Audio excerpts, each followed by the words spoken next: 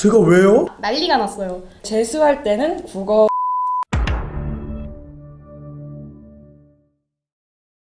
안녕하세요. 와! 네, 안녕하세요. 저는 현역 6번, 반수 6번, 총 12번의 기회를 모두 학생부 종합전형에 올인한 한양대학교 경영학부 19학번 김소희입니다. 저는 무려 한양대학교 2번이나 합격한 한양대학교 팬클럽 회장 경제금융학부 20학번 정유섭이라고 해요. 저는 천하제일 논술대회라고 불리는 한양대학교 수리논술 전형에 당당히 19학번으로 합격한 이민진입니다. 한양에 살고 한양에 죽는다. 안녕하세요. 저는 정시원서 2개를 모두 다 한양대에 몰빵한 경제금융학부 20학번 신채영입니다. 안녕하세요. 저는 2020학년도 한양대학교 문과 입결 1위를 뚫고 한양대학교 미디어 커뮤니케이션에 정시로 합격한 20학번 양현입니다. 여러분, 그럼 혹시 저희가 오늘 왜 모인지 아시나요? 그런 거였을까요? 그건 바로 1부에 이어서 2부에는 학종, 논술, 교과, 그리고 정시까지 한양대학교 합격한 학생들의 경험과 노하우를 알려드릴 예정입니다. 너무 재밌을 것 같은데요? 와, 진짜 기대되네요. 그럼 이제 바로 시작해볼까요? 저는 한양대학교가 조기 발표가 날 줄 몰랐거든요. 그날도 그냥 아르바이트를 가고 있었는데 문자가 딱 와서 보니까 합격자 확인하라고 하더라고요. 그래서 보고 엄마한테 전화드렸는데 너무 좋아하셔서 되게 기분이 좋았어요. 저는 사실 최초 합격을 하지 못해서 한양대학교 합격은 이미 물 건너갔구나 싶었습니다. 그래서 그냥 제가 가장 좋아하는 예능인 런닝맨을 보고 있었는데 갑자기 합격 전화를 받았어요. 그래서 제가 전화로 제가 왜요? 제가 합격했다고요?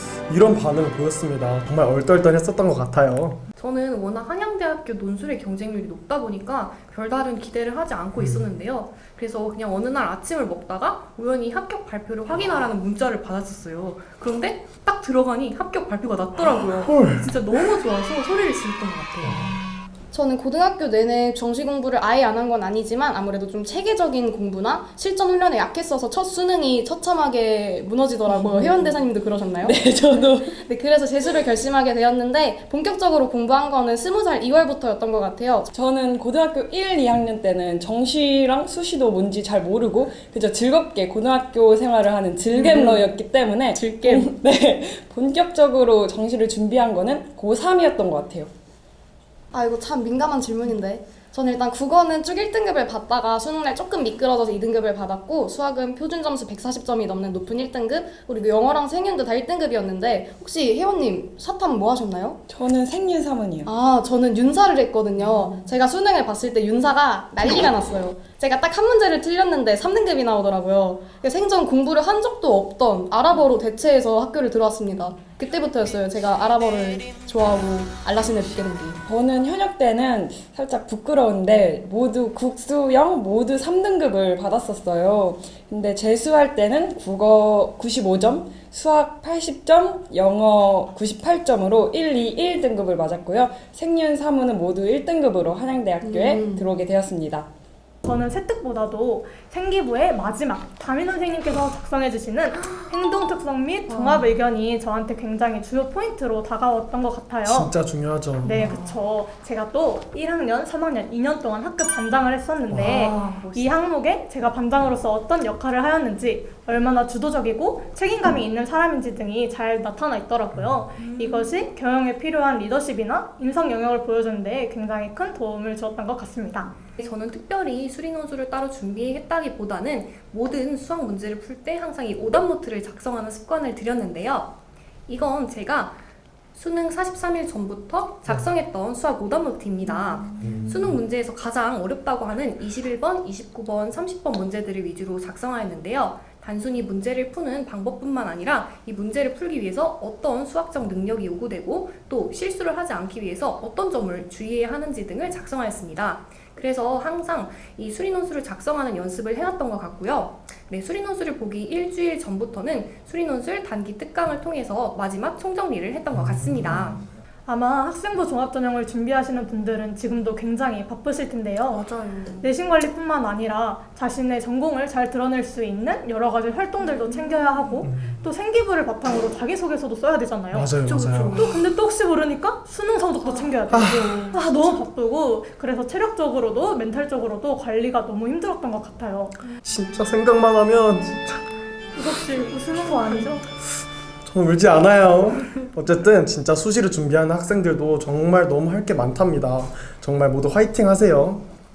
네, 저 같은 경우는 원래 정시를 준비하는 학생이었는데요. 근데 생각보다 수능을 예상만큼 잘 보지 못해서 굉장히 우울해 있었어요.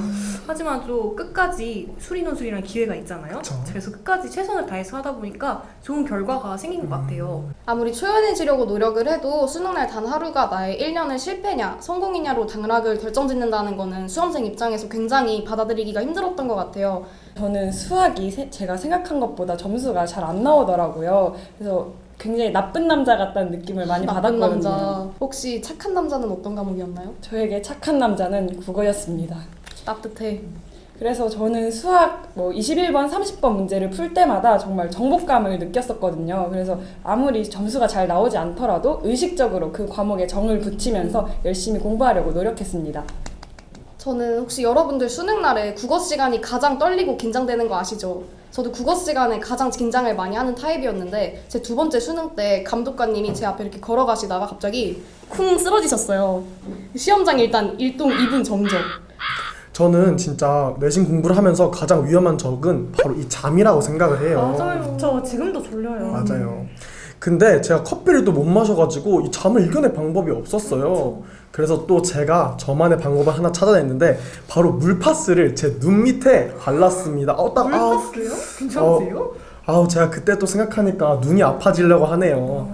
네, 이렇게 물파스를 바르면서 공부를 하려고 했는데 너무 위험할 수도 있으니 여러분은 따라하시면 안 됩니다. 타지에서 올라와서 이제 서울 유명 재수학원에서 재수를 시작했거든요. 회원님이 제주도 출신이에요. 그래서 저는 근데 수능은 다시 제주도로 내려가서 봤는데 그 수능날 수능을 보고 가족이랑 같이 밥을 먹고 다음날 논술이 있어서 바로 비행기를 타고 서울로 올라와야 했었어요.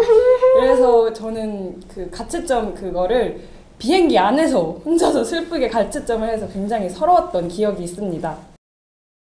여러분들 너무 공부에만 집중하지 마시고 자신만의 휴식 시간을 가지면서 여유로운 수험생활 보내셨으면 좋겠습니다. 저는 선택과 집중이 굉장히 중요한 것 같아요. 자신의 강점과 약점을 잘 알고 자신의 페이스에 맞춰서 열심히 하시다 보면은 더 좋은 결과를 얻으실 수 있을 거라고 생각합니다. 여러분 정말 수시는 끝날 때까지 끝난 게 아니에요. 3년 동안 진짜 열심히 달려야 하는 체력전입니다. 그러니 여러분들도 건강관리 잘 하셔서 마지막에 결국 웃을 수 있는 결과 만들어내도록 응원하겠습니다. 화이팅! 네, 지금까지 1부, 2부에 걸쳐서 사랑하는 대사님들의 입시 스토리를 한번 들어보았는데요. 여러분 재밌게 잘 감상하셨나요? 사랑한다는 항상 여러분들을 응원하고 있습니다. 꼭 뿌린 것보다 더 많이 거두는 한 해가 되시길 바랍니다.